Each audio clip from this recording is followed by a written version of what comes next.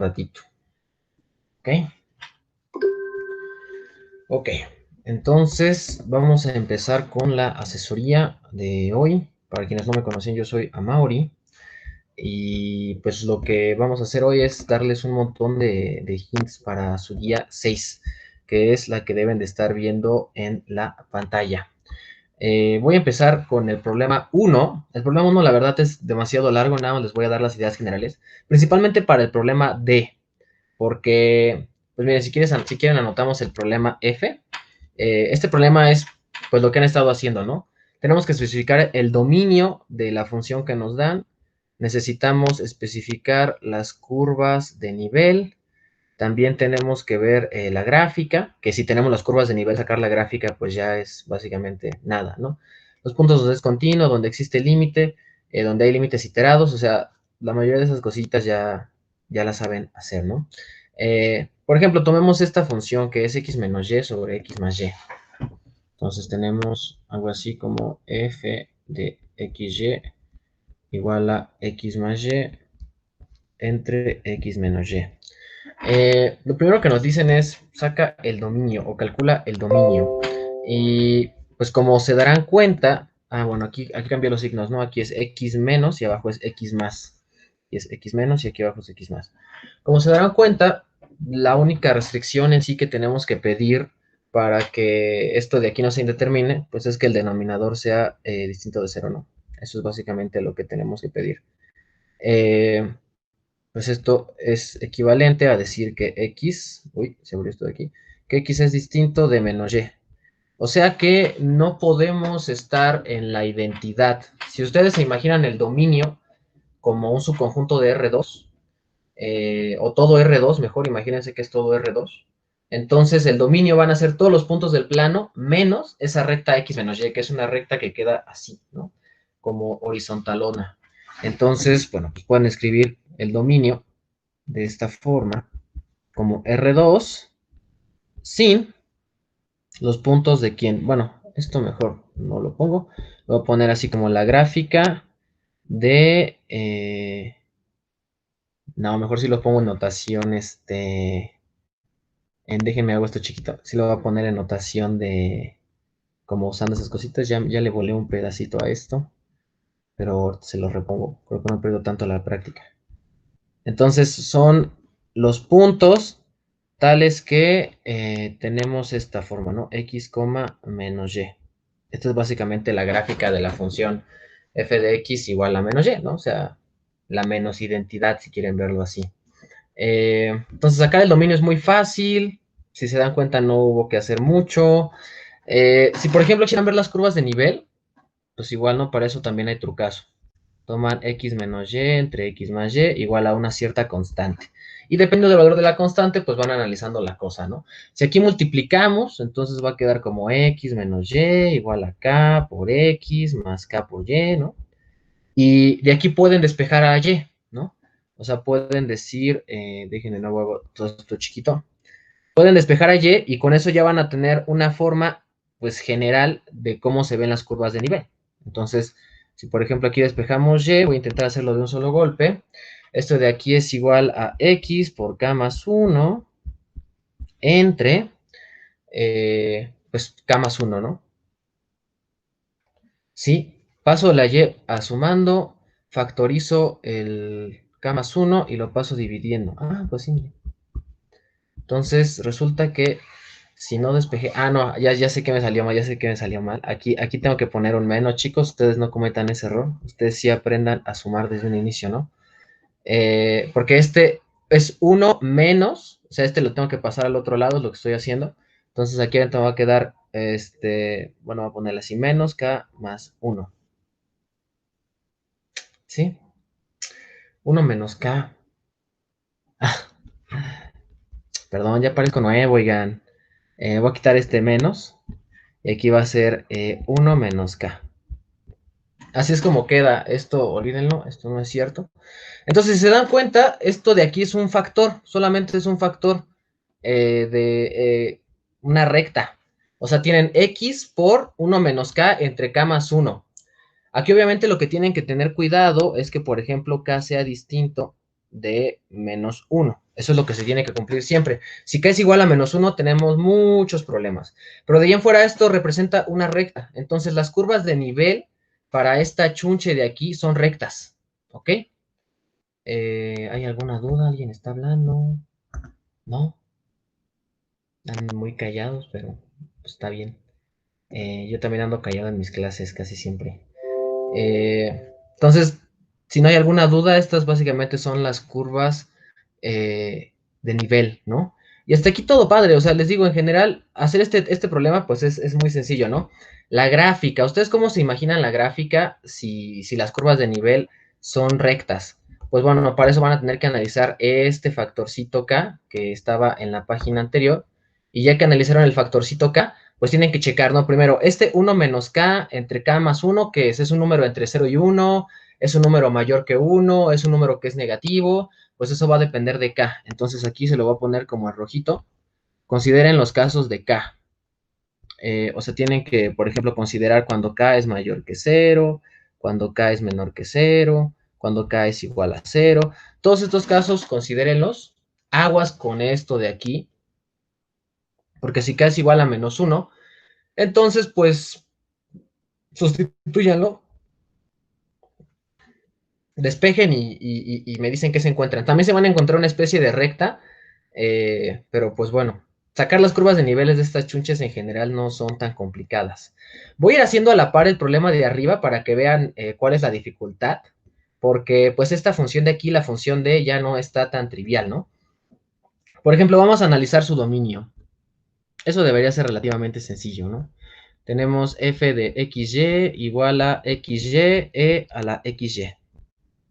Si se dan cuenta, aquí no hay nada que se indetermine. No tenemos ni raíz, ni logaritmos, no tenemos ningún cociente, básicamente nada que se indetermine. Tampoco tenemos algún arco tangente, tenemos puras funciones bonitas, ¿no? Tenemos funciones lineales, la x y la y una función exponencial que pues también se porta bonito, ¿no? No hay ningún problema. En este tipo de funciones, donde no hay ni cocientes, ni funciones trigonométricas, ni logaritmos, cuando no hay nada de eso, entonces el dominio de f es muy fácil. Es básicamente todo R2. Todo R2 es el dominio de la función. Pues hasta aquí normal. Pero, ¿qué pasa si intentan sacar las curvas de nivel? ¿Qué pasa si yo les digo, bueno, a ver, voy a analizar las curvas de nivel, voy a hacer xy, e a la xy igual a una cierta constante k? Bueno, esto de aquí, si ustedes intentan despejar la y, no van a poder por métodos convencionales, ¿vale? Y de hecho, pues sí intenten despejar la y y no van a poder. A lo mejor muchos van a decir, ah, pues divido la y luego saco logaritmo, pero eso ya me va a dejar a la y dentro de un logaritmo, entonces como que no parece tan buena idea. Pueden intentar multiplicar por e a la menos xy, pero de aquí les va a aparecer un e a la menos xy. En fin, de aquí no es fácil despejar la y, al menos no con métodos convencionales, pero como tal sí existe una solución analítica de y en términos de x, ¿ok? ¿Cómo queda la despejada? Preguntarán. Pues queda así, ¿ok? Y aparece una cierta W, que quién sabe qué es. Amaury la puso porque no sabía qué hacer y se la inventó. Pero no, esta función W tiene su nombre, de hecho, pues la pueden buscar. Se les llega a enseñar en math, si son físicos, o en general en algún curso de análisis la pueden llegar a ver. Eso de aquí se conoce como la función de Lambert. ¿Ok? La función W de Lambert. Y justo es la solución a esta, se les llaman ecuaciones trascendentales, ¿no? Esta ecuación trascendental, la solución en términos de y, o sea, de y en términos de x, es esta de aquí. Es evaluar la enésima función de Lambert, porque se dan cuenta depende de un cierto parámetro n, ahorita no es muy importante ver qué onda con eso, evaluada en la constante k dividido entre x. Esta es la solución a esta ecuación trascendental, ¿ok? Esa es básicamente la función de Lambert. Claro, con Marco no han visto función de Lambert, pero esto lo estoy haciendo porque, pues, eso es como lo que quiere Marco que vea, ¿no? Que investiguen este tipo de funcioncitas. La función de Lambert se comporta bien para valores mayores, cuando la evalúas en valores positivos. Cuando la evalúas en cero, tienes que tener cuidado, y cuando la evalúas en valores negativos, te avienta valores complejos. Entonces, vamos a darnos un poco una idea de qué es lo que vamos a obtener, ¿ok? Tómense que, por ejemplo, K es igual a cero. Entonces, tenemos esta igualdad. XY igual a X. X por Y igual a E a la XY igual a cero, ¿no? E a la XY nunca va a ser cero, porque la función exponencial no se anula en ninguna parte. Entonces, aquí las únicas chances son que X sea igual a cero, o este O es un O incluyente, un O matemático. Este O significa X es igual a cero, o Y igual a cero, o los dos se cumplen al mismo tiempo. Y pues si ustedes grafican estas soluciones, las soluciones donde o X puede ser cero, o Y puede ser cero, o los dos pueden ser cero al mismo tiempo, entonces las curvas de nivel, pues son muy fáciles de obtener, ¿verdad? Las curvas de nivel en este caso, ahí güey, pues no sé por qué pinté con ese grandote. Las curvas de nivel son de esta forma. Ahí tienen el plano, XY, pues la curva de nivel va a ser una chunche embarrada arriba de los ejes, ¿verdad? Se va a ver más o menos así. Esas son las rectas que se generan cuando K es igual a cero, ¿no? Y pues de hecho lo podemos comprobar con Desmos. Esto no es un comercial, no, nadie me está pagando, ¿no? Por anunciar al Desmos, ¿no? Bueno, fuera que me pagaran, pero digamos que si ustedes quieren irlo comprobando, y yo les recomiendo que lo hagan, pues van a llegar a esto, ¿no? Que es justo lo que acabamos de obtener de forma puramente analítica. ¿Ok? Pero el caso K igual a cero es muy aburrido. A ver, ¿hay alguna duda? Las curvas de nivel es solo igualar a la función K. Ajá, o sea, las curvas de nivel es solo igualar a una constante. Y ver cómo obtener la curva. O sea, la curva que genera esa, igualando a esa constante, ¿no? Por ejemplo, en el primer caso nos salieron rectas. Aquí nos están saliendo cosas extrañas. Por ejemplo, nos salió como una cruz, ¿no? Una cruz como de Dios. Y vamos a ver qué es lo que sigue. Por ejemplo, vámonos a un caso más interesante. ¿Qué pasa si K es mayor que cero? Esto ya es más general, ¿no? Porque imagínense, si lo hago para K igual a 1, para K igual a 2, para K igual a 3, pues no voy a acabar nunca, ¿verdad? Entonces, supónganse que K es igual a cero, la ecuación a resolver es igual a esta, ¿no? Tengo que resolver esta ecuación. Y de nuevo, no puedo encontrar como tal la solución analítica. Entonces, pues lo que Marco quiere es que hagan principalmente dos cositas, ¿no? La primera es que analicen qué onda con el comportamiento general de esto, ¿no? Esto de aquí, por ejemplo, siempre va a ser positivo, positivo, ¿no? Y si es positivo, pues me conviene porque lo que yo tengo de este lado es positivo. Entonces, para que todo esto sea congruente, si la K es mayor que cero, aquí le voy a poner, entonces todo lo que está en el lado izquierdo también debe de ser mayor que cero. E a la XY ya va a ser mayor que cero. Pero ¿qué onda con la X y con la Y? Ahí es donde voy a obtener pues varias restricciones, ¿no?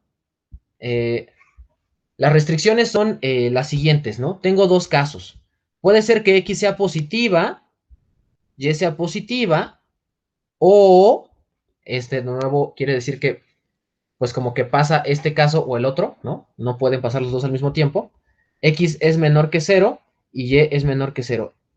¿Ok? Acuérdense, en matemáticas hay dos O's, un O inclusivo como el que usamos anteriormente o un O exclusivo como el que estamos usando aquí. ¿Por qué es necesario que se cumpla esto? Pues para que sea positivo el valor, ¿no? No importa a E en qué la evalúes, siempre te va a dar positivo. Pero X por Y es positivo solo si los dos son positivos o los dos son negativos, ¿verdad? Esto quiere decir que, déjenme hacer chiquito esto. ¿Quién sabe dónde viven las curvas de nivel? Ay, güey, estoy borrándole. Perdón, perdón, es que pues ya parezco viejito, ¿no? En esto del Meet, ya llevaba tiempo que no usaba el Google Keep tampoco. Eh, Se movió todo. Voy a quitar esto ya. Saben que es positivo. Eh, las curvas de nivel, quién sabe cómo van a ser, pero esta información de aquí nos dice que van a estar o en el primer cuadrante, donde los dos son positivos, ¿no? O en el tercer cuadrante, ¿no? Donde los dos son negativos. No va a haber de otra. Ahí van a estar las curvas de nivel. Marco quiere que hagan ese tipo de análisis, ¿no? Y que justifiquen bien el por qué van a salir hipérbolas. No sé si sepan o ya vean que van a salir hipérbolas. Si ustedes ignoran este término, imagínense que le pongo tache guarache, ¿no? Tache guarache, imagínense que no existe el X por Y, el E a la XY. Si nada más tengo X por Y igual a K, incluso si lo ponen de este lado, imagínense que yo pongo X por Y igual a K, ¿no? Y el Desmos ya me da la opción de dar un parámetro. Vean, son hipérbolas, ¿se dan cuenta? Son hipérbolas. Entonces, si yo, por ejemplo, multiplico X por Y, por ejemplo, por pi, ¿no? Pues se dan cuenta, sigue siendo una hipérbola, no afecta el valor. ¿Se dan cuenta? Si yo, por ejemplo, lo multiplico por 100, ahí voy aquí, ¿no? Lo multiplico por 100, ay, cabrón, ¿por qué no me deja? Ahí está. Si lo multiplico por 100, perdón, una disculpa, sigue siendo una hipérbola. ¿Se dan cuenta? Sigue siendo una hipérbola, nunca cambia. Si lo multiplico por e, sigue siendo una hipérbola, y si lo multiplico por e a la menos 1, sigue siendo una hipérbola. Si lo multiplico por e a la menos pi, sigue siendo una hipérbola. Sí, nada más que se expandió. Entonces, si se dan cuenta, este factor lo único que hace a esto, a lo que le puse tache guarache, lo único que hace es expander. Si no, pues expandir, no sé, cualquiera de las dos. Pero lo único que hace es expandir la hipérbola de alguna forma. Pero entonces las gráficas de aquí van a ser hipérbolas. Otra forma de que se convenzan de que van a ser hipérbolas, estas curvas de nivel, es checando la solución general. La solución usando la función W de D'Alembert, que si recuerdan es algo así. Cuando K es mayor que 0, aquí voy a ponerlo, si K es positivo, entonces vamos a tener que la función de D'Alembert pertenece a los números reales. Entonces es como si tuviéramos algo de la forma y igual a alfa entre x, ¿no? Y eso de ahí es una hipérbola. De hecho, pues si no, si yo, por ejemplo, grafico algo así de y igual a c entre x, ¿no? Bueno, y dejo hacer un factor, voy a tapar tantito esta. Pues se dan cuenta, es una hipérbola, ¿se dan cuenta? No pasó nada. Es una simple hipérbola. Entonces, las curvas de nivel para este caso, por ejemplo, van a ser hipérbolas, ya no es tan trivial. ¿Alguna duda hasta acá? Ok, no, pues al parecer no hay dudas, vamos a seguir. Entonces, fíjense, ya tenemos que para acá igual a 0, tenemos una cruz de Dios. Para acá igual a... Para acá mayor que 0 vamos a tener hipérbolas, ¿verdad?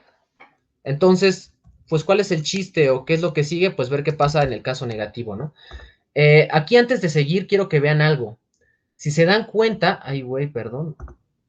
No, sí, ahí está bien, ahí está bien, está bien. Sí, nada más se pone loco el Desmos porque como que no sabe graficar estas chunches, pero acuérdense, es la cruz de Dios. Tenemos algo así, ¿no? La roja es el caso K igual a 0, la verde es el caso cuando K es mayor que 0. Si se dan cuenta, hay una especie de degeneración. A esto se le llama degeneración. Cuando tienes una curva y de repente, pues como que se aplasta toda, ¿no? Tenías una curvita que tenía como forma, que era suave, y de repente se aplastó en estos pinches picos, ¿no? Entonces, eso básicamente se le llama degeneración. Y esto lo que nos dice es que cuando K va tendiendo a 0, esta chunche de aquí se va haciendo muy, muy, muy, muy, muy pequeña, más pegada, muy, muy pegada a los ejes, así como lo están viendo en su pantalla, y mocos, que se aprieta, ¿no? Y se queda la cruz de Dios. Entonces, así también se puede ir dando una idea de qué va a ser la gráfica. La gráfica en el plano, por ejemplo, en el plano, ¿cómo se llama?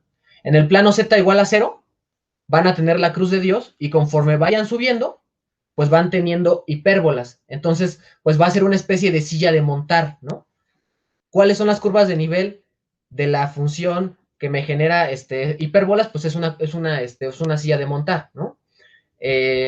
Vamos a ver las dos gráficas, ¿vale? De hecho, pues aquí ya me tomé mi tiempo.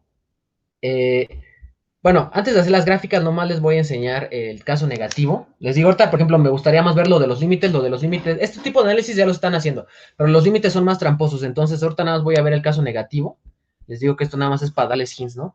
Cuando K es menor que 0, ¿qué pasará? ¿Será que también tenemos hipérbolas? Bueno, eso nos puede ayudar. Para ello nos puede ayudar la solución general usando la solución de D'Alembert, ¿no? El problema con esa solución, chicos, es que la función W no está en los reales, en este caso. De hecho, se los voy a poner aquí, ¿no? En color negro, va. Si K es menor que 0, la función de D'Alembert está en los complejos. Es un número complejo. Y el problema con que sea un número complejo es que ustedes no han llevado nada de variable compleja y no van a poder graficar pues este tipo de cosas en el plano XY. No va a estar bien definido. Vamos a hacer un pequeño experimento, olvídense de esta función verde. Vamos a poner aquí, acá, ¿no? Si se dan cuenta, tenemos lo mismo, ¿no? Cuando K es un valor, cuando K es un valor positivo, ¿qué dice? Dice, ajá, sí, está teniendo el problema es el Desmos, ¿no? Como para graficar, porque pues esta ecuación no es no, es que le estoy poniendo menos, ¿va? Ahí está. Creo que así ya se ve más sencillo, ¿no? Sí, aquí están las hipérbolas, las mentadas hipérbolas de las que estábamos hablando. Ay, güey. Ahí están las mentadas hipérbolas de las que estábamos hablando. Si se dan cuenta, pues sí, no, conforme nos pegamos al cero, ¡pum! Se va degenerando hasta llegar a la cruz de Dios, ¿no? Pero fíjense, ¿se dan cuenta qué pasa cuando es negativo? Aquí como que ya ni es función. Nos dibujó algo bien, bien extraño y probablemente esta ni siquiera sea como la curva real, ¿no? El Desmos como que se traba cuando le metes números complejos. Entonces, pues sí, no va a estar bien definido y la razón por la que no va a estar bien definido es porque ahora la función de Lambert está en los complejos. Entonces tienen que argumentar por qué no van a tener algo así, pues por ejemplo, para K negativo. Puedo intentar hacer este análisis de qué valores tienen que tener XY. Hay varias formas de argumentarlo, pero por ahora, pues quiero que piensen en esto, ¿no? En que la función de D'Alembert, de Lambert ahí va a ser compleja y no va a estar bien definida la gráfica. ¿Ok? Eh, Vamos a ver por último las gráficas, nomás rápido. O sea, lo demás de ver continuo y todo eso, los límites, eso yo creo que es algo que ya han estado haciendo bastante, pero pues yo quería más hablarles sobre esto de las curvas de nivel. Principalmente esta función es muy tramposa porque pues es una función trascendental. Entonces no va a ser tan difícil que la resuelvan, pero ya se dieron una idea de cómo atacar el problema, ¿no? Tienen que checar los signos de las variables, tienen que checar los casos de las constantes. Depende de la función que estén trabajando, va a haber veces en las que va a valer más la pena, por ejemplo, analizar el caso cuando K es mayor que 1, cuando K está entre 0 y 1 o cuando K vale 0. O sea, también es eso, necesitan ir como haciendo varios ejercicios para que se den cuenta de qué casos de las constantes les conviene analizar, ¿vale? Entonces, la primera función que teníamos, no sé si lo recuerden, f de xy es igual a, era x menos y, todo esto, ¿no? X menos Y entre X más Y. Esta fue la que estábamos haciendo ahorita. Y si se acuerdan, las curvas de nivel no salían rectas, ¿no? En este caso, las curvas de nivel no salían rectas. Y en efecto, ¿no? Si se dan cuenta en esa superficie aquí no salen rectitas, ¿no? Si lo ven desde arriba, de hecho, pues se ven rectas. ¿Cómo pueden comprobar eso? Por ejemplo, tómense el plano z igual a 1, ¿no? Si vemos la intersección entre estos dos, pues ahí nos damos cuenta de que, no, pues van a decir, no, pues todo es azul, güey, ¿cómo me voy a dar cuenta que es una recta, no? A ver, déjenme ver si todavía me acuerdo de los comandos. No, pues yo estoy bien tronco ya para el pinche GeoGebra. No, no me lo da. Pero es en serio, es una recta, créanmelo, ¿no? Por Dieguito Maradona, que esto de aquí es una recta. De hecho, ahí se ve mejor, ¿no? Aquí se ve mejor. Se dan cuenta, ahí está intersectando el plano y es una recta, ¿no? Y de hecho, si lo suben o lo bajan, o sea, por ejemplo, si le ponen 7 igual a 2, la misma historia, es una recta. Entonces, las curvas de nivel les van a ayudar a eso, a graficar las funciones, nada más y nada menos, ¿no? Vamos a ver ahora la función esa de XY, para que vean que no les estaba mintiendo, a lo mejor iban a decir, pinche choro, ¿no? Nos dijo que eran como una silla de montar y a lo mejor ni es cierto. Y también vamos a ver qué es lo que pasa en los negativos, ¿no? En los negativos también se tiene un comportamiento medio interesante. Vamos a graficarla. Déjenme apago el plano, ¿no? Aquí está la silla de montar de la que les hablé. ¿Ven? Si me tomo, por ejemplo, este plano positivo, tengo una hipérbola. ¿Se dan cuenta? La intersección es una hipérbola como lo que estábamos viendo. Y si me tomo el caso, por ejemplo, el plano z igual a 0, pues igual no es una especie de cruz, la cruz de Dios de la que hablábamos. Si se dan cuenta, sí va a haber valorcitos para los que la función está definida abajo. El problema es que no se comporta bien, como que iba a tener una especie de discontinuidad. Por eso es que el Desmos no nos la supo graficar, ¿no? Pues sí, porque va a haber valores en los que no va a estar bien definida y por lo tanto la función va a ser cosillas raras. Pero si se dan cuenta, sí va a haber una partecita que va a estar como en la parte negativa, ¿no? Que justo son estas grafiquitas, ¿no? Estas grafiquitas que nos salen en el plano cuando nos fijamos en las intersecciones. Entonces, espero esto les haya ayudado un poco a darse una idea de cómo van a hacer el análisis. Ya me aventé 25 minutos hablando de este problema. Voy a saltar al de límites porque se me hace más interesante y porque además siento que igual les va a servir más. Porque yo recuerdo cómo nos enseñó límites Marco y muchas veces no usaba este truco que les voy a enseñar. Y si ya lo usaba, pues bueno, me dicen, güey, pues ¿qué crees que ya, pues, ni siquiera sé qué estaba diciendo, perdón, me distraje viendo un mensaje. Vamos a ver el primer límite, ¿vale, chavos? F de XY igual a x cuadrada más 2xy más y cuadrada, entonces aquí va a quedar x cuadrada más 2xy más y cuadrada entre x cuadrada más y cuadrada. A ver, tenemos que analizar el límite cuando x tiende a 0, ¿no? Quieren que xy tienda a 0. Y aquí hay un problemón, ¿no? Porque si yo hago que x y y tiendan a 0 al mismo tiempo, aquí se me indetermina y arriba también se indetermina. Tengo algo de la forma 0 sobre 0. ¿Habrá una generalización del L'Hopital que me pueda ayudar para encontrar límites? No lo sé. Oye, no lo sé. Pero lo que sí es importante es que pues sepan atacar este tipo de problemas de otra forma. Les enseñaron, además de demostrar por definición, no se vayan a inventar esto por definición, chicos, no es buena idea. En serio, no va a ser fácil encontrar la delta tal que la epsilon se cumplan las cosas, no, no va a ser fácil. Les enseñaron también sucesiones. Las sucesiones pueden ayudar, pero a veces hay que ser muy cuidadoso en el tipo de sucesión que se toman, ¿no? Acuérdense que la definición dice para toda sucesión. Entonces, si se toman para un caso particular, pues como que no les va a servir, ¿no? No, no es tan sencillo, no es tan sencillo. Entonces, vamos a atacarlo usando coordenadas polares, que es algo de lo que ustedes ya debieron estudiar, ¿ok? Entonces, ¿qué pasa si yo recuerdo mis ecuaciones de coordenadas polares? Yo sé que X lo puedo escribir así y que Y lo puedo escribir así. Ay, no, perdón, aquí es seno. Aquí no es coseno, aquí es seno, ¿no? Ajá, una es el seno y una es el coseno. Entonces, cuando yo elijo este tipo de cambio de variable, la función por analizar, pues cambia, ¿no? Ahora podemos imaginarla como una función que depende de la variable r y teta. Vamos a suponer que de hecho depende solo de la variable r, ¿no? Porque como tal es una de las variables que nos va a dar más información en el sistema. ¿Y qué pasa si yo sustituyo esto de aquí acá? Por ejemplo, aquí voy a tener r cuadrada coseno cuadrado de teta. Aquí voy a tener r cuadrada seno cuadrado de teta. Aquí voy a tener 2r cuadrada xy, ¿no? O sea, seno coseno. Aquí voy a tener x cuadrada más y cuadrada, pues de nuevo va a ser r cuadrada, ¿no? Ah, porque eso es lo interesante de estas ecuaciones. ¿Por qué usar polares, Amaury? Pues porque x cuadrada más y cuadrada me va a dar r cuadrada. Esa es la ventaja. Me voy a deshacer de esa madre, ¿no? Que le llaman x cuadrada más y cuadrada. Y lo voy a sustituir por una sola variable. Entonces, en términos de coordenadas polares, la función por analizar es esta. Más 2r cuadrada seno de teta coseno. Voy a hacer más chiquito a esto. Míralo, güey. Míralo, güey. Cómo ando borrando todo, ¿no? A ver, así.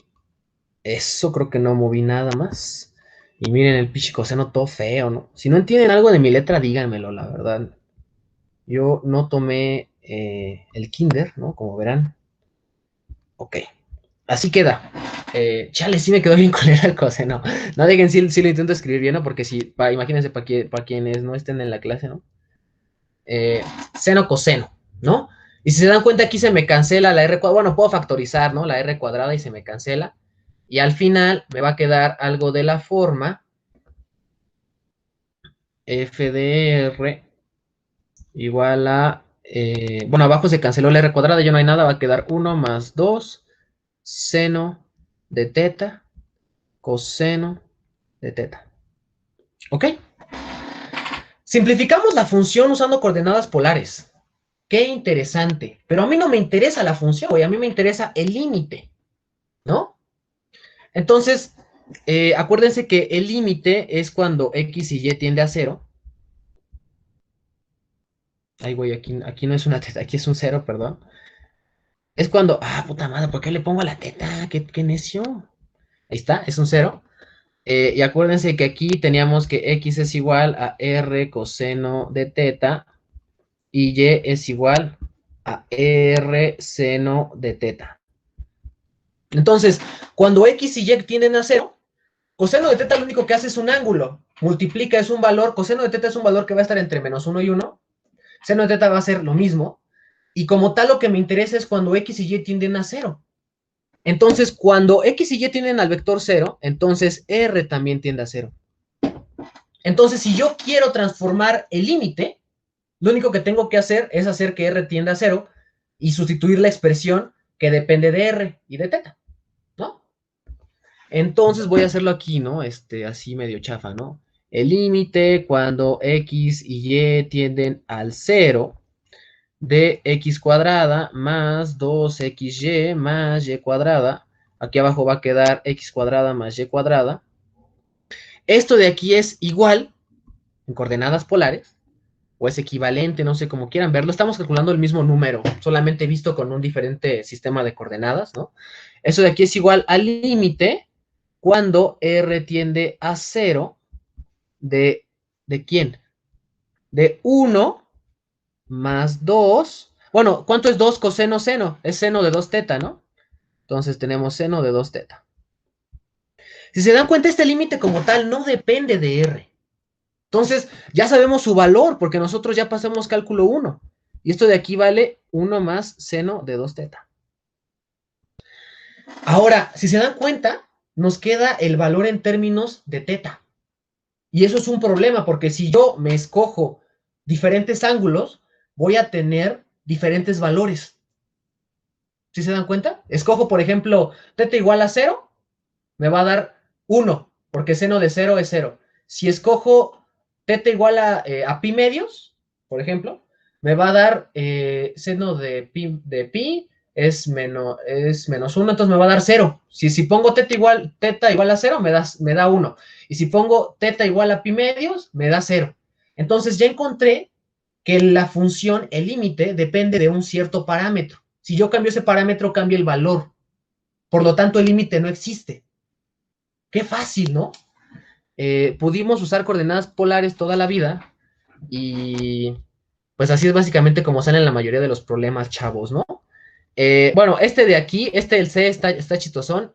Intenten hacer los dos casos, ¿no? Cuando es positivo y cuando es negativo. Aquí, de hecho, usar coordenadas polares no sirve tanto. Incluso si se atreven a intentarlo por definición, puede ser que les salga. Es todo lo que les puedo decir. Esto de aquí, usando coordenadas polares, también sale rapidín. Digamos que no es tan complicado, ¿no?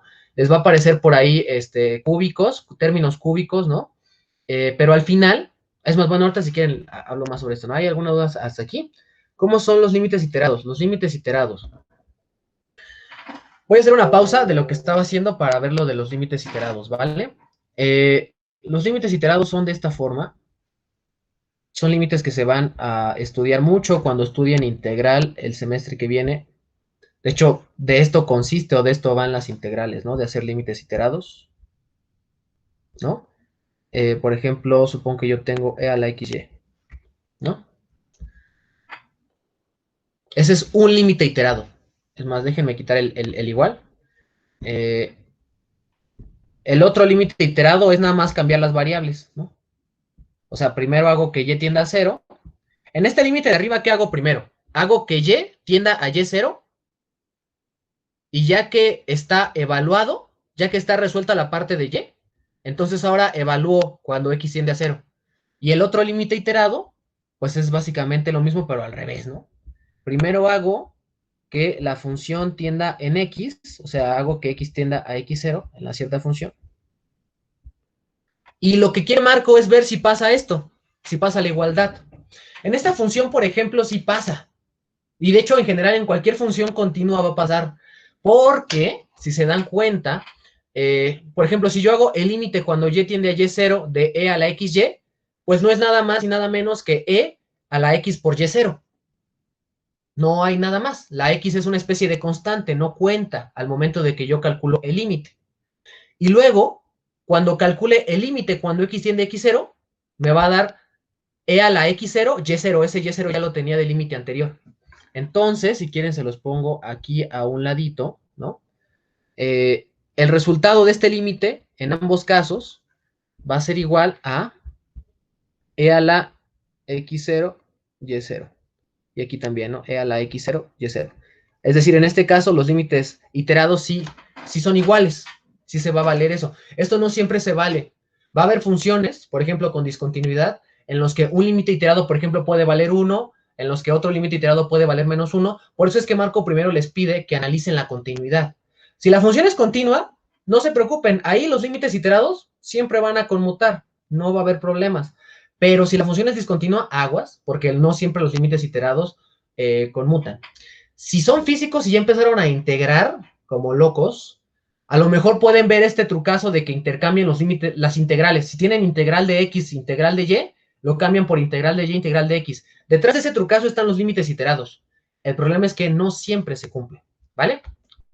Espero haber resuelto esa duda de los límites iterados. Eso es básicamente el secreto, es básicamente el truco. A esto se le llama límite iterado. Y pues bueno, son los límites iterados que si no han visto con Marco, pues los tienen que ver. Sí creo que con Marco van medio atrasados, ¿no? Medio desfasados. Pero déjenme regresar un poco a esto de que entonces el límite aquí no existe, ¿ok? Entonces, usar coordenadas polares nos sirve para eso, para ver básicamente que el límite no va a existir, o si existe incluso podemos obtener un valor de cuánto va a valer. Por ejemplo, chéquense esta función de aquí. Ahora que ya saben el truco de las coordenadas polares, va a ser muy sencillo resolver estos límites. Fíjense, bueno, si tienen términos polinómicos en particular, ¿no? Si yo hago x igual a r coseno de teta, aquí voy a tener un r cúbica, coseno cúbica de teta, ¿no? Aquí voy a tener otro r cúbica, aquí va a tener coseno cuadrado, seno. Aquí voy a tener más, otra r cúbica, y aquí voy a tener coseno, seno cuadrado. Y aquí voy a tener menos r cúbica, y voy a tener un seno cúbico. Y aquí abajo voy a tener r cuadrada, porque x cuadrada más y cuadrada es igual a r cuadrada. Entonces, fíjense, aquí puedo factorizar arriba una r cúbica y la cancelo con la r cuadrada. Me va a quedar todo multiplicado por r. Y cuando r tiende a 0, todo esto de aquí va a valer 0. Entonces, por ejemplo, este límite de, usando el trucazo de las coordenadas polares, ya sé que va a dar 0 cuando x y y tiendan a 0. ¿Se dan cuenta de la magia? La magia Pokémon. ¿Sí entendieron esto último, chicos? Es necesario que lo anotes, que pues la verdad de estar poniendo lo de los polinomios va a ser algo larguito y me gustaría ver los últimos problemas, porque creo que eso les va a ayudar más, ¿no? Que todo esto que les estoy hablando ahorita. ¿Sí entendieron ese trucazo? Sustituyan en este límite r coseno, r seno, se van a dar cuenta que este límite, lo de arriba, sale un r cúbica, lo de abajo es r cuadrada, lo cancelan, va a quedar r multiplicado por algo que depende puro de teta, es una expresión medio larga, pero solo depende de teta, y cuando x y y tiende a 0, r tiende a 0, y todo esto de aquí va a valer 0. Ese es el truco de las coordenadas polares. ¿Sí vieron? ¿Sí vieron? Vale, ok. Muy bien, muy bien. Sí, son trucazos. Fíjense, aquí, por ejemplo, les ponen algo de 3 dimensiones, ¿no? Interesante. En 3 dimensiones ya no podemos usar coordenadas polares, pero, afortunadamente, existen las coordenadas esféricas, de las cuales, pues, también tuvieron que ver un poco, ¿no? Entonces, déjenme copiar la función. Entonces, es f de x, y, z es igual a xy más yz, xy más yz, aquí creo que es más zx, ¿no? Más zx, y abajo queda x cuadrada más y cuadrada más z cuadrada. La idea es la misma, chicos, nomás es dimensión extendida, ¿no? Pero el truco es el mismo. Déjenlo hago más chiquito. Si no se saben las coordenadas polares, las debieron ver a lo mejor en geometría analítica, ya en algún curso de física, por ejemplo, mecánica vectorial, se usan coordenadas esféricas para algunos problemas, pero pues si no las conocen, se las pongo, ¿vale? Las voy a poner en rojito. Las coordenadas esféricas son las siguientes. Tienen que x es igual a r seno de teta, es un cierto ángulo, coseno de phi. Estas coordenadas son interesantes porque se pueden definir de varias formas. Algunos van a encontrar que dice seno de phi, coseno de teta, o sea, dependiendo de cómo el autor defina los ejes esféricos, es como van a aparecer las coordenadas esféricas. Yo les estoy poniendo, pues, una convención que es bastante usada, que incluso en libros de física pueden llegar a encontrar, pero si se la encuentran diferente en algún otro libro, no se preocupen, no crean que yo les estoy mintiendo. Lo único que están haciendo es, pues, cambiar un poco el sistema de referencia, pero es lo mismo. Estas son las coordenadas esféricas, ¿vale? Y lo bonito de las coordenadas esféricas, su gracia, pues es que justo cumplen una igualdad que a nosotros nos interesa muchísimo, una igualdad que es parecida a la de las coordenadas polares, ¿no? Miren, aquí, por ejemplo, ya me volé la z cuadrada, oigan, una disculpa. No, yo creo que lo voy a hacer así mejor. Y miren, trucazo, trucazo. Aunque la z quedó pelona, ¿no? Estas de aquí cumplen esta igualdad, ¿no? X cuadrada más Y cuadrada más Z cuadrada igual a R cuadrada. Ese es su único chiste. La razón por la que existen coordenadas esféricas, ¿no? Que cumplen esta igualdad. ¿Lo quieren comprobar? Pues nada más eleven al cuadrado, sumen, utilicen que seno cuadrado de algo más coseno cuadrado de algo siempre va a dar 1 y les va a dar que esta igualdad es correctísima. Vamos a analizar un poquito el comportamiento así como lo hicimos en el caso anterior. Fíjense, si yo sustituyo, aquí me va a quedar un R cuadrada por una cosa que depende de teta y de phi. ¿Quién sabe qué es? ¿No? Pero depende de teta y de phi. Aquí me va a quedar otro R cuadrada, ¿verdad? R cuadrada por algo que depende de teta y de phi. Senos, cosenos, quién sabe, pero algo depende de teta y de phi. Y aquí lo mismo, z por x va a quedar R cuadrada por algo que depende de teta y de phi. Y abajo queda R cuadrada. Entonces, voy a poder factorizar el R cuadrada de aquí y lo voy a poder dividir entre el R cuadrada de acá. Entonces, divido y al final me va a quedar algo en términos de teta y de phi. En este caso, si se dan cuenta, también se vale que si x, y y z tienden a 0, entonces R debe de tender a 0. Este teta y phi no son más que ángulos polares, ¿no? Ángulos que digamos como que salen al momento de definir las coordenadas en la esfera. Uno es el ángulo azimutal, otro es el ángulo polar, pero pues son ángulos que no nos van a importar. Lo que nos interesa es que x, y z se vayan a 0. Y eso pasa cuando R tiende a 0. Entonces estamos convirtiendo algo de 3 variables en algo de una sola variable. Y eso está padrísimo, porque así como en el primer problema que vimos, dependía de teta, este va a depender el resultado de teta y de phi, por lo tanto no va a estar bien definido el límite. Si yo me tomo dos valores diferentes de teta y de phi, entonces tengo dos resultados diferentes y por lo tanto este límite no va a existir, ¿verdad? Cuando x en vector tiende a 0, ¿no? O sea, este x es x, y, z, ¿no? No existe, ¿vale? Perdón, siente que me estoy yendo rápido, pero me gustaría ver los de esos problemas, ¿no? Y todos los demás, pues lo mismo, ¿no? Por ejemplo, estos últimos dos, el h, si se dan cuenta, es lo mismo, ¿no? Aquí va a quedar en coordenadas polares un r cuadrada, aquí arriba va a quedar un r cúbica entre r cuadrada, se va a cancelar, cuando r tiende a 0, esto de aquí va a valer 0, ¿ok? Ahí está el trucazo. Este límite de aquí, el h, vale 0. Y lo mismo pasa en este caso. Aquí tenemos seno de 1 entre r, cuando r tiende a 0. ¿Ese límite existe?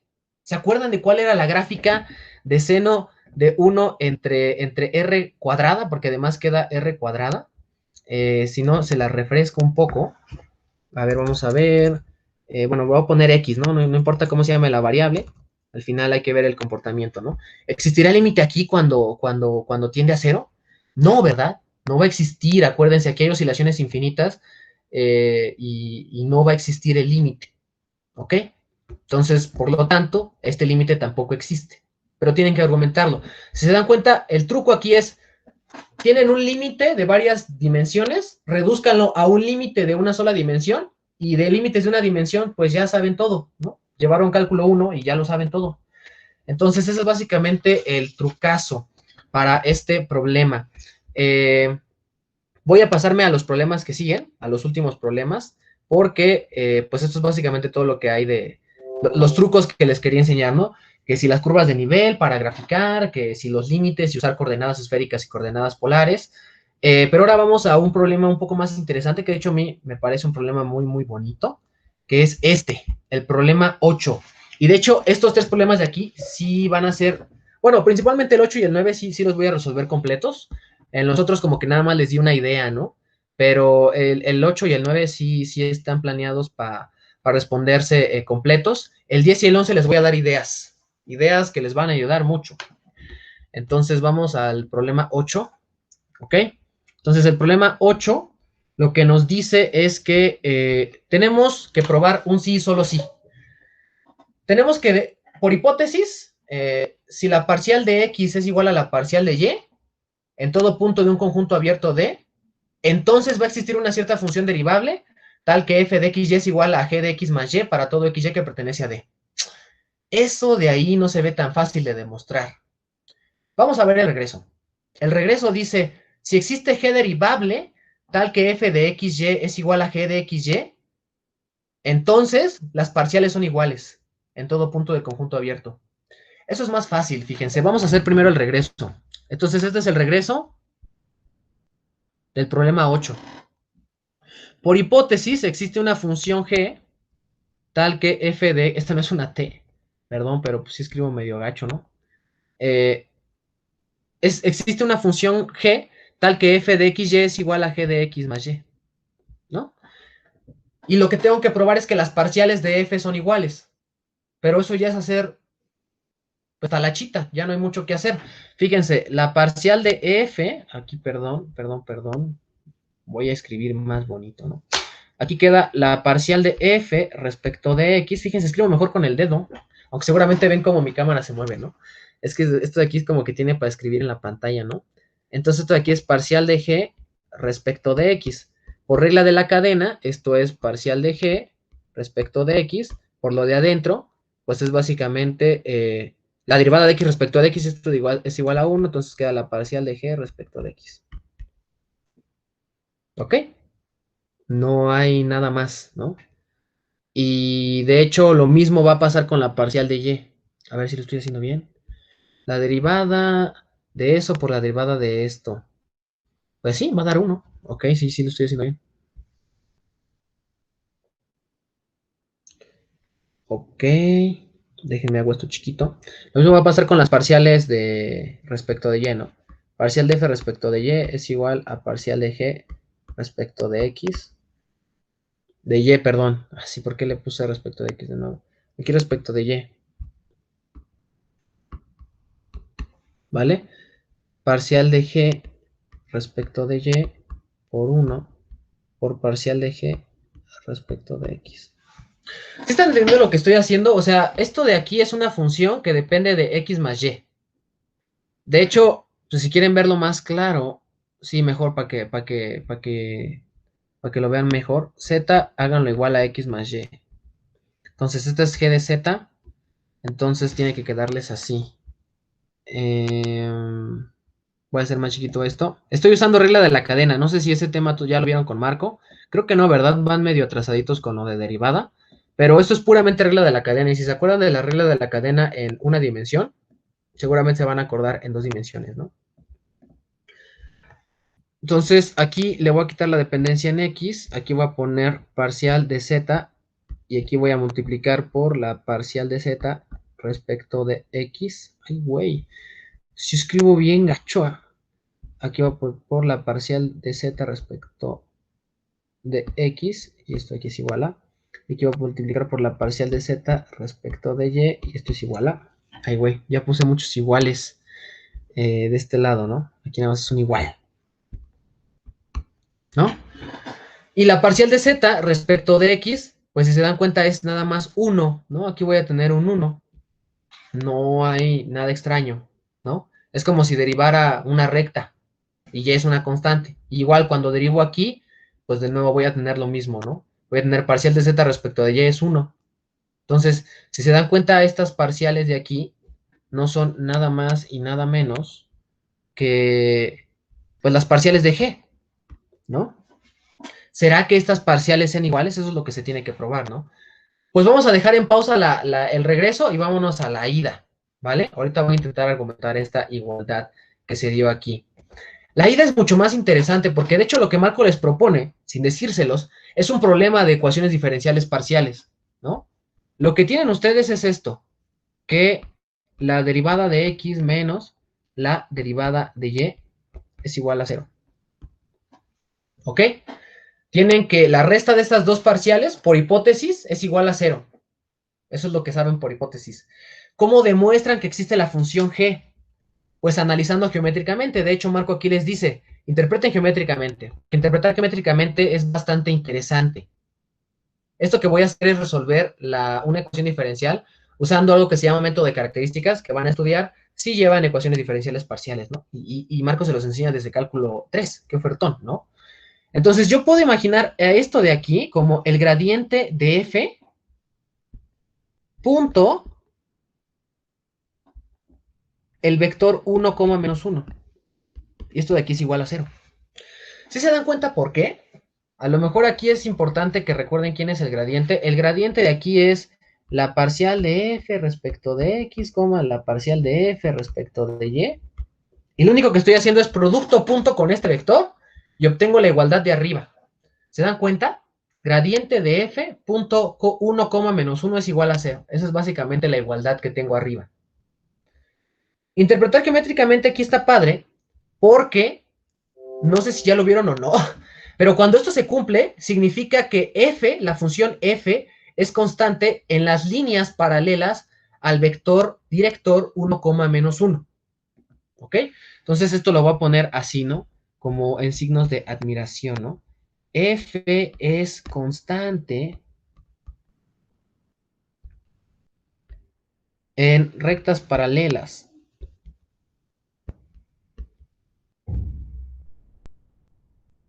a 1, menos 1. Menos 1. Y así, ¿no? A ver, aquí, este es el signo de admiración, según. No mames, lo hice todo feo, todo mal. No, no, no, ya no quiero hacer mejor ningún signo de interrogación. Entonces, ¿cómo se ve geométricamente en el plano este vector? Pues dibujar vectores ya sabe, ¿no? O sea, es muy sencillo. Aquí tengo tengo que avanzar una a la derecha y una hacia abajo. Entonces, sí, aquí queda el vector 1 menos 1. Todas las rectas paralelas que a este vector, incluyendo la recta que pasa por este vector, todas cumplen que f es constante cuando pasa por ellas. ¿Cómo sabemos que es constante? Por la igualdad que obtuvimos del gradiente. Es la interpretación geométrica. Cuando gradiente punto algo es igual a 0, la función f es constante alrededor de todas las rectas paralelas a ese vector director. ¿Ok?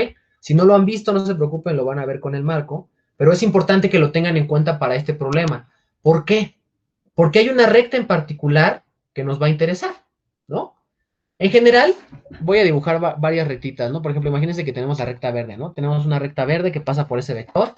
De hecho, es la recta x menos y, ¿no? Esa, por ejemplo, es la recta x menos y, pero vamos a tener, por ejemplo, y igual a menos x más 1, ¿no? Que va a quedar por arribita, o y igual a x menos 1. Por todas estas rectas que son paralelas al vector 1, menos 1, la función f es constante. Esto es pura interpretación geométrica, ¿ok? Entonces, las rectas en general se van a ver de esta forma. Y igual a menos x más una constante. ¿Ok? Es algo muy sencillo, pues básicamente es trasladar la menos identidad hacia arriba y hacia abajo y van a obtener todas las rectas paralelas. Todas las rectas donde se cumple que la función f es una constante.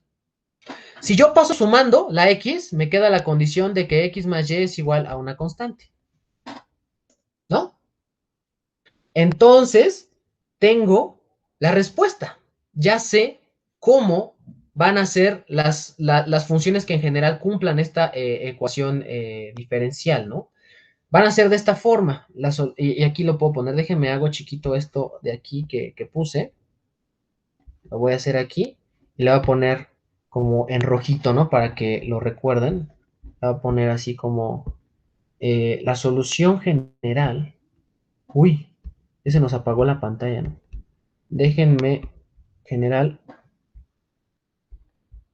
Güey, perdón, perdón, perdón. La solución general es g de xy g de x más y, perdón. ¿Por qué x más y? Porque x más y es una constante. ¿Por qué es una constante? Por esta condición de que ahí en esas rectas, ahí la función f es constante, ¿no? ¿Vale? Esa es la razón por la que lleva ese x más y, ¿ok? Entonces voy a hacer una repetición un poco rápida de qué es lo que hicimos, de qué es lo que acabamos de hacer, qué es lo que les acabo de mostrar.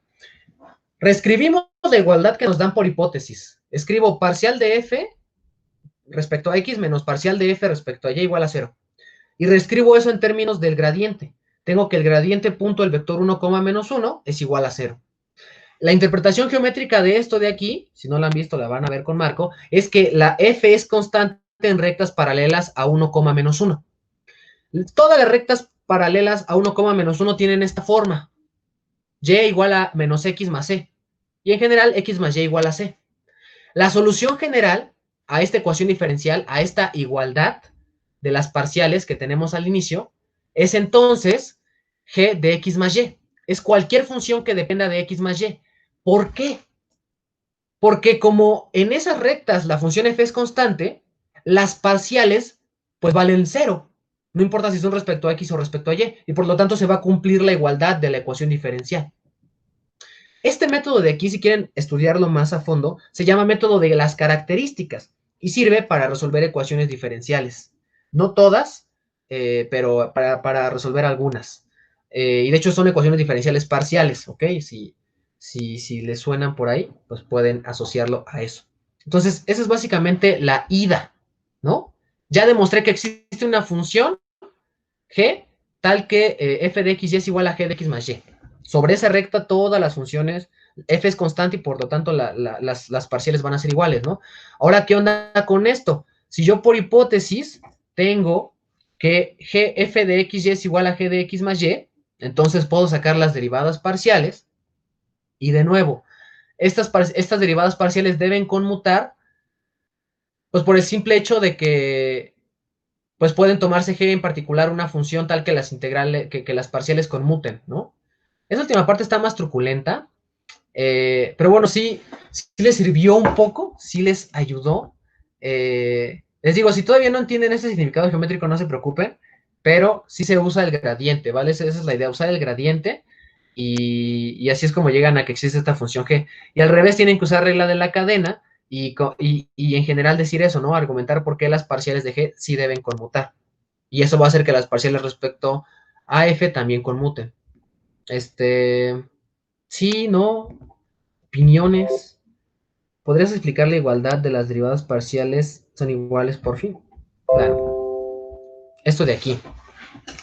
Por hipótesis tenemos que existe una g tal que f de x y es igual a g de x más y, ¿ok?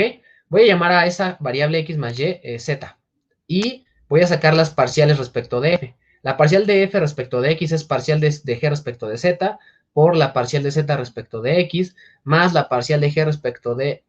no, pues ya es todo eso, ¿no? Perdón. Y aquí tengo que sacar la parcial de z respecto de x. Z es igual a x más y, entonces saco la derivada parcial y aquí me va a quedar un 1. Y lo mismo hago con y. Entonces, resulta que la parcial de f es igual a la parcial de x y la parcial de f respecto de y también va a ser igual a la parcial de g respecto de y. Ya lo único que tienen que argumentar es justo el regreso de lo que acabamos de ver. Lo que vimos es cómo esto de aquí implica que en estas curvas la f es constante, ¿verdad? Eso es lo que vimos y por eso esta es la solución general. Y tomando esta hipótesis de que x más y va a ser una constante de que van a ser rectas paralelas a 1, menos 1, pues lo único que van a hacer es eso, que las derivadas parciales entonces tienen que ser iguales, ¿no? Porque tendríamos como que estamos derivando una constante, ¿no? O sea, estas derivadas de aquí serían 0, porque en x más y la función debe ser constante, y entonces estas parciales deben ser iguales. Sí, más o menos. Es hacer lo mismo que hicimos ahorita, pero al revés. Es la misma idea. Pues sí, es un problema medio interesantoso, ¿no? Vale. Entonces, vamos por este problema que también creo que es bastante bonito, que es el problema número Problema número 9. Pues sí, tenemos que ver que si tenemos a una función f con df abierto y conexo, vamos a demostrar esto, que si el gradiente es igual a 0 para todo x en el dominio, entonces f es una función constante. Y nos hacen la pregunta el marco, ¿no? ¿Es cierto el resultado si df no es conexo? Y tenemos que justificar nuestra respuesta. Bueno, la respuesta es que no, solamente se va a valer si f es conexo, ¿vale? Porque de hecho en la hipótesis sí vamos a usar que f es conexo, entonces con eso lo pueden argumentar. Ya si quieren, pues se pueden encontrar un contraejemplo en el que no se cumpla este teorema, ¿vale? Entonces, pues voy a ir demostrándolo, ¿vale? ¿Cómo lo demostramos? Pues primero vamos a tomar la hipótesis principal, ¿no? Sabemos que df es conexo y abierto, ¿vale? Entonces, como df es conexo, me voy a tomar x y y. Entonces voy a tomar x y y tal que qué. Entonces voy a poner aquí sean, ay güey, peón, peón.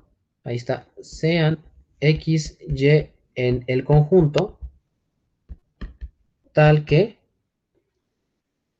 este segmento, que es el segmento de la forma t a más 1 menos t b, tal que t tiende, bueno, está en 1, en 0 y 1, este segmento de aquí, queda dentro de DF. ¿Ok? ¿Qué es lo que estoy haciendo? ¿Qué es lo que estoy escribiendo? Pues como el conjunto DF es conexo, entonces yo puedo tomarme un segmento de recta contenido en él, ¿no?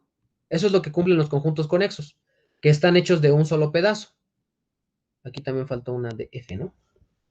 Entonces me voy a tomar dos puntos X y Y dentro del conjunto, tal que el segmento de recta que une esos dos puntos esté dentro del conexo. Eso se vale porque es conexo, ¿ok? No estoy usando nada extraño, ¿ok?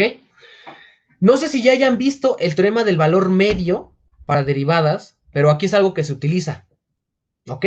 Lo que nos dice el teorema del valor medio para derivadas es que existe un t en 0,1, ¿no? Tal que la diferencia de f de y menos f de x es igual al gradiente de f.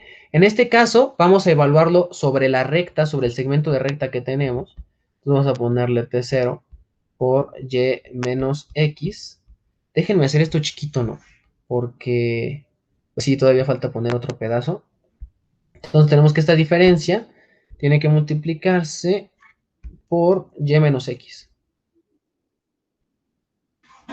Eso es lo que nos dice el teorema del valor medio, ¿ok? Si se dan cuenta, es una generalización del teorema del valor medio para una dimensión. Lo que les decía el teorema del valor medio para una sola dimensión es que la pendiente de la secante era igual a la pendiente de una cierta tangente, ¿no? Que quedaba ahí en la curva. Eso es lo que les decía el teorema del valor medio. Y esto nada más es lo mismo, pero para pues funciones de varias variables, ¿no? Esto de aquí se generalizó. Y aquí estoy evaluando el gradiente en el segmento de recta que tengo. ¿Ok? Estoy evaluándolo en este punto. Pero es lo mismo. Observación. Aquí lo voy a poner incluso con rojito, ¿no?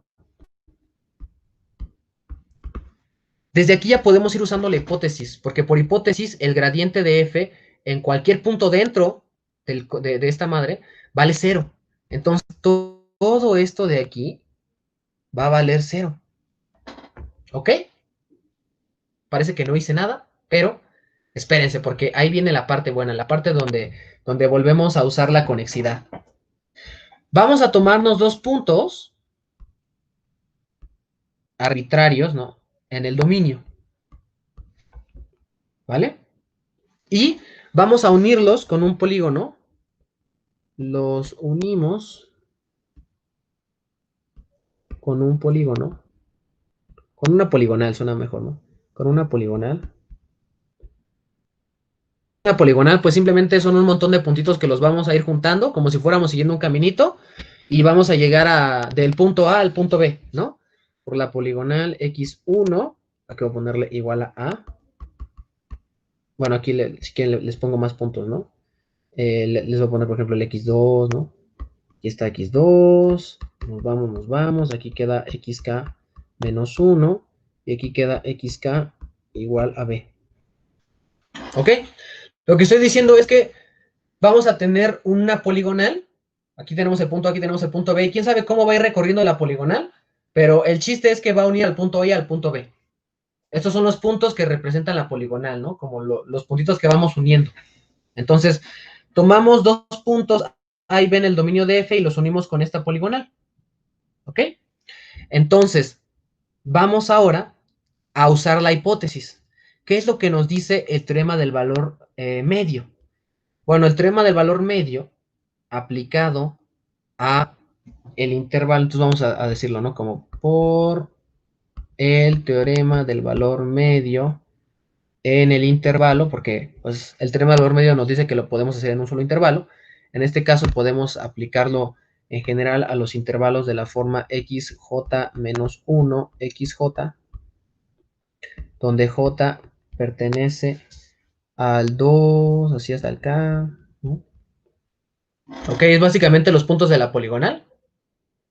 Estoy aplicando el teorema del valor medio en cada uno de los puntos de la poligonal. Déjenme, incluso les hago el dibujito, ¿no? De esto de la poligonal, a lo mejor no es tan intuitivo. Aquí está B. Ok, entonces voy a irselos uniendo. Aquí está, por ejemplo, un punto, luego me voy por acá, luego me voy por acá, luego me voy por acá, me voy por acá. Luego a lo mejor voy por acá, luego me voy por acá, luego me voy por acá y me voy por acá. Entonces, este punto de aquí, por ejemplo, es A, este punto de aquí, por ejemplo, es B. Y eso es lo que estoy haciendo básicamente. Estoy dando una poligonal arbitraria. Toda esta poligonal está dentro de DF por hipótesis, ¿no? ¿Por qué por hipótesis? Pues porque el conjunto DF es conexo, por eso es importante que el conjunto sea conexo. Y estoy aplicando el teorema del valor medio, este teorema que les acabo de enunciar aquí, lo estoy aplicando a cada uno de estos segmentos, ¿vale? Por eso es que al inicio les definí un segmento así como arbitrario, ¿no? Y por eso es que les enuncié el teorema del valor intermedio evaluado en un segmento. Porque al final tenemos que aplicar el teorema del valor medio a cada uno de los puntos de esta poligonal, ¿no? Y acuérdense, por hipótesis, perdón que le esté cambiando tanto, por hipótesis ya sabíamos que este gradiente va a valer 0. Esa es nuestra hipótesis. Entonces, todas las diferencias, no importa qué puntos evaluemos, el teorema del valor intermedio nos va a decir que todas esas igualdades son 0. Entonces, déjenme, se las pongo. Ok. Ahí voy, ya me regresé. Entonces, por el teorema del valor medio, ¿qué tenemos? Pues tenemos esto, que f de x1 menos f de x2, esto es igual a 0. ¿Por qué? Pues porque el gradiente vale 0, ¿no? Y así me puedo ir, son un montón de igualdades, hasta llegar a de xk menos 1 menos f de xk igual a 0. Esto de aquí, ¿por qué es? Si quieren se lo recuerdo aquí, porque el gradiente vale 0 y por el teorema del valor medio, resulta que todos estos valores van a valer 0. Todas las diferencias que son igual al gradiente van a ser 0 porque el gradiente es 0 por hipótesis, ¿no? Eso es lo importante aquí, el gradiente es 0, ¿no? Aquí vamos a ponerle, pues, gradiente de f es igual a 0. Todos los puntos dentro, y todos los puntos están dentro porque el conjunto es conexo. Y entonces, ¿qué es lo que tenemos? Tenemos aquí que, por ejemplo, f de x1 es igual a f de x2. Y déjenme bajarles para que puedan ver mejor, ¿no?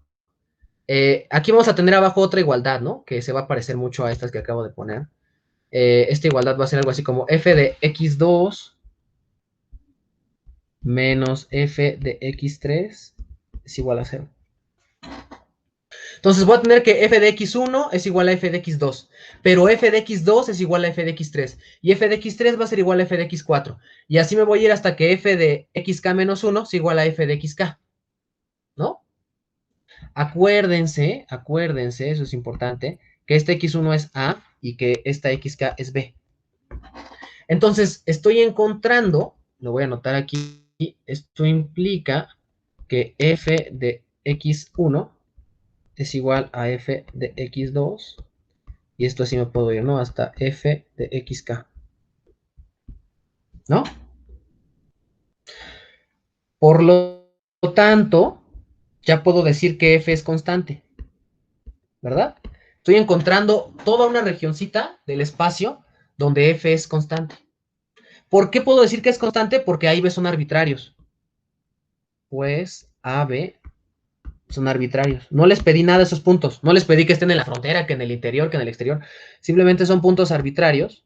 Y por lo tanto esto lo voy a poder hacer, pues, para cualquier valor de A y B. Voy a poderme tomar cualquier poligonal, cualquier posible caminito y con eso, pues ya tengo básicamente cualquier camino o trayecto que se me ocurra dentro del dominio de F. ¿Qué es lo que acabamos de demostrar? Que si el gradiente de F es igual a 0, entonces F es una función constante. ¿Vale? ¿Sí? ¿Se vale si DF no es conexo? No, no se vale porque la hipótesis fuerte que usamos es que fue conexo.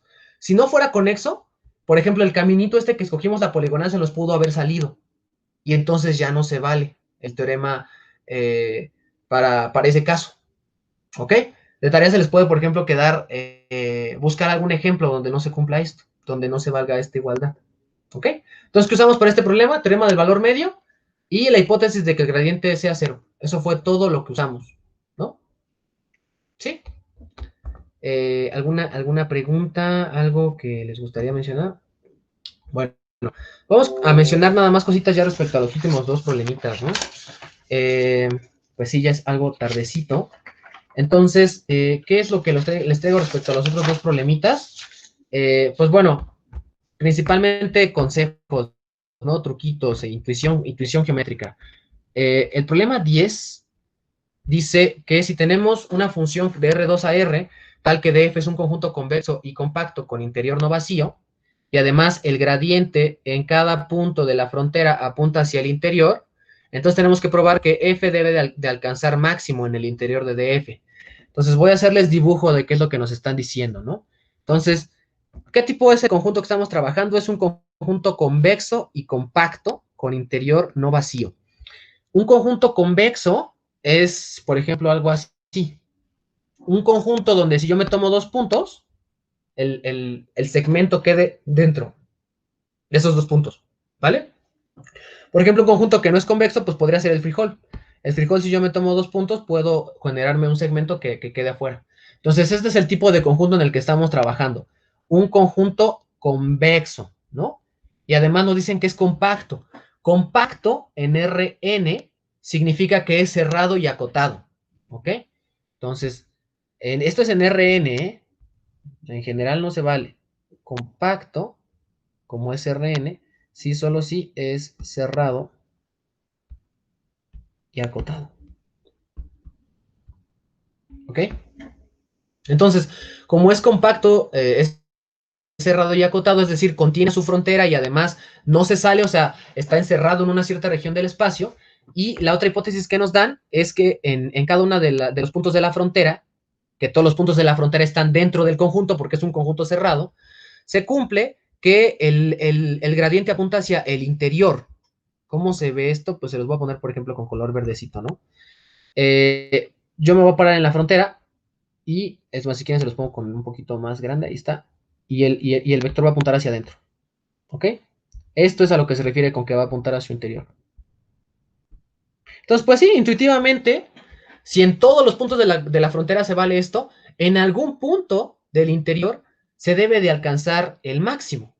Entonces, mi consejo para este problema es usen contradicción, ¿no? ¿Cómo se vería eso de usar contradicción? Eh, pues queremos demostrar que está en el interior, ¿no?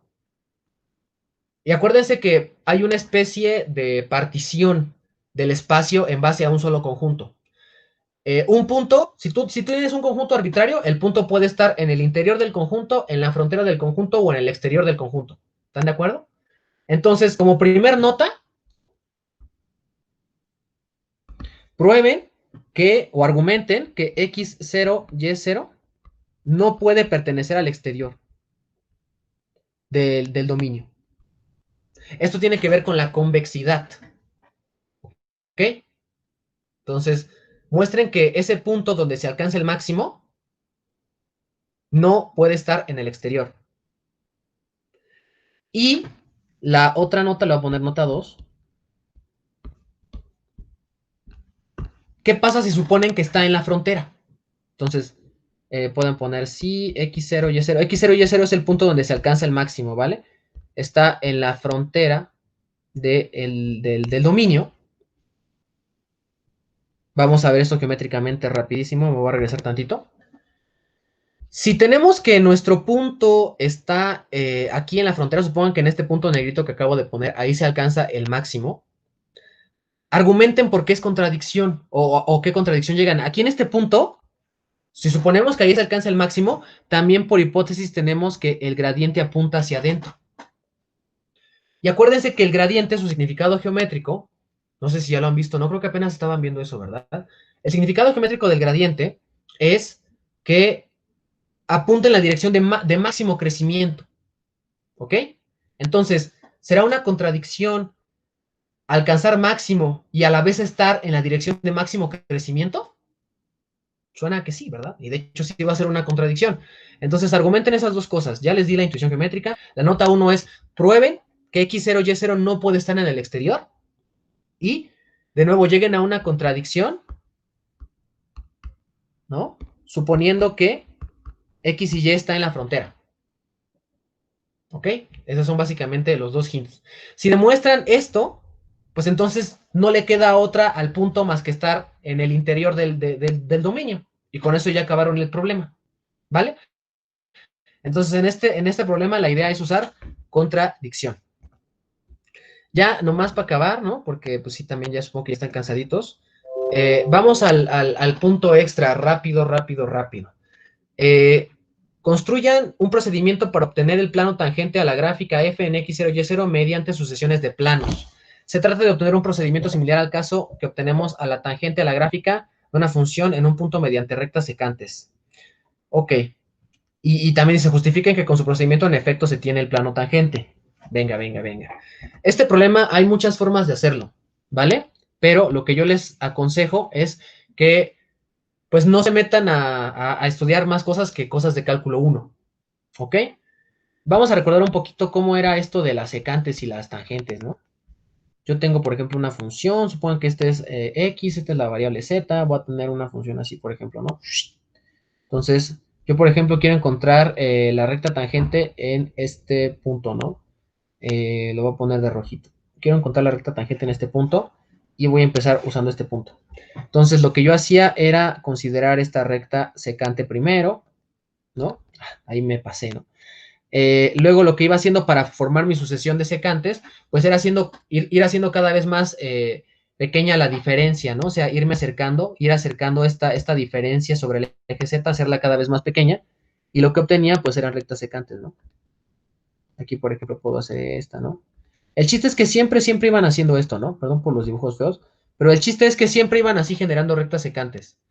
Y si se dan cuenta, pueden hacer lo mismo, no en el plano, solamente en el plano X, XZ, sino también lo pueden hacer en el plano, por ejemplo, ZY. Ahorita van a ver por qué estoy poniéndole nombres raros pues sí, no, a los ejes. Aquí vamos a tener Z, digo, vamos a tener Y, aquí vamos a tener Z. Supongan que la función ahora se ve así, ¿no? Y de nuevo aquí quiero encontrar mi recta secante, ¿no? Quiero encontrar la tangente ahí. Dejen hago el puntito más grande. Quiero encontrar la tangente aquí. Y voy a empezar con una secante acá. Entonces de nuevo marco la secante. Voy haciendo cada vez más chiquita la diferencia, ¿no? Y así se me va pegando hasta llegar a una cierta recta tangente. Esto se vale para los planos, ¿no? Para cuando la función queda en un plano. Pero el caso tridimensional no es muy diferente. En el caso tridimensional va a tener algo así, fíjense. Voy a intentar dibujarles una especie como de sabanita, ¿no? A ver, más o menos así, ¿no? Déjenles hago una más. Van a tener más o menos una sabanita de este estilo, ¿no? Y la idea, lo que a mí me gustaría que se quedaran con esta idea de esta sabanita, es que justo van a poder hacerle lo mismo si toman en cuenta las intersecciones de la función. Aquí, perdón, es algo así. Me sale feo los dibujos en 3D, no, una disculpa. Pero la idea es que hagan lo mismo y que de hecho se apoyen de estos dos dibujos. Primero genérense una sucesión de secantes en el eje, en el plano XZ. Y luego genérense una sucesión de secantes en el plano YZ. Van a tener más o menos esto. Voy a usar mis brazos, ¿no? Porque la verdad no soy tan bueno dibujando. Van a estar en el plano XZ. Ahí van a tener una recta secante. Y en el plano YZ van a tener otra recta secante. Esas dos rectas hagan que se intersecten. Generen dos sucesiones de secantes, tales que esa recta siempre se interseque. Y entonces van a tener un vector, digámoslo así, que está en el plano XZ y otro vector que está en el plano YZ. Y entonces esa intersección, ese cruce entre dos rectas, te genera todo un plano que ya vive en XYZ. ¿Sí lo ven? Y ese es el plano secante que estoy buscando. Entonces, me tomo otra recta secante en el plano XZ, me tomo otra recta secante en el plano ZY y hago lo mismo. Los intersecto, saco el plano que contiene esas dos rectas y tengo mi segundo plano secante. Y así le voy haciendo. Y cada que me vaya pegando más, por ejemplo, déjenme aquí quitar todo esto rojito, ¿no? Cada que me vaya acercando más a la tangente, pues entonces voy a ir obteniendo el plano tangente, ¿no? Fíjense, supongan que la tangente es esta, ¿no? La tangente es esta rectita. Oh, horrible, horrible, horrible. Ahí más o menos, ¿no? Supongan que esa era la tangente. Supongan que esa también es la tangente. Entonces, cada vez que yo me vaya acercando a la tangente, entonces voy a ir inclinando más estas rectas secantes y en algún momento la recta secante en el plano XZ va a estar así y la recta secante en el plano YZ va a estar así. Entonces, lo único que van a hacer es tomar ese plano, tomar el plano formado por esas dos rectas secantes y van a obtener, van a obtener el plano generado por esas dos rectas tangentes y van a obtener el plano tangente a la superficie. ¿Ok? Pero la idea es hacer lo mismo que en cálculo 1, nomás háganlo para los dos planos, para el plano XZ y para el plano YZ. Esos dos planos son perpendiculares por pura construcción, por lo tanto, los vectores van a ser perpendiculares y les van a poder generar un plano que ya viva en X, Y, Z. ¿Sí? ¿Se dan cuenta de ello? Ese es el procedimiento, ese es el truco para el problema 11. Se construye usando secantes y usando todo lo que saben de cálculo 1. Estudien eso, me parece que vienen en el SPIVAC, esa construcción con secantes, pero esa es la idea, ¿vale? Pues bueno, eso ha sido básicamente todo de mi parte. Antes de que se vayan, ahorita les voy a pasar esto de acá. Yo, pues bueno, no es que ahorita esté dando asesorías, ahorita me animé a dar asesorías de nuevo porque pues ya hay más tiempo, ¿no? Ya que extendieron el semestre, pues la cosa no pinta tan mal, pero esta va a ser la única asesoría que les voy a dar para la guía 6, porque pues también ando haciendo cosillas, ¿no? También pues yo estudié en la facultad.